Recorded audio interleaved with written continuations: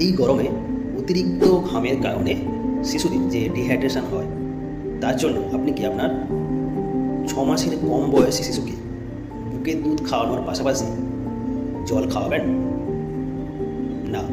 কেন না?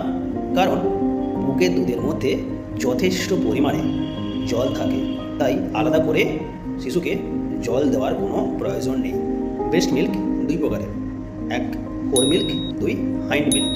Four milk breast ফিডিংয়ের শুরুর দিকে যে মিল্কটি বের হয় তাকে ফোর মিল্ক বলি। ফোর মিল্কটি অনেক পাতলা হয় এবং এতে যথেষ্ট পরিমাণে জল থাকে, যেটা শিশুর তৃষ্ণা মেটাতে সাহায্য করে।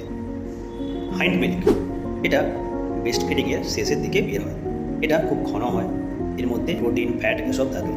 হাইন্ড মিল্ক শিশুর পেট ভরতে সাহায্য করে, শক্তির যোগান দেয় এবং শিশুর বৃদ্ধিতে এবং ওজন বাড়তে সাহায্য করে। সুতরাং 6 মাসের কম বয়সী বাচ্চাদের বুকের দুধ খাওয়ানোর পাশাপাশি জল খাওয়ানোর কোনো দরকার নেই। ঘন ঘন বুকের দুধ খাওয়ালেই চলবে।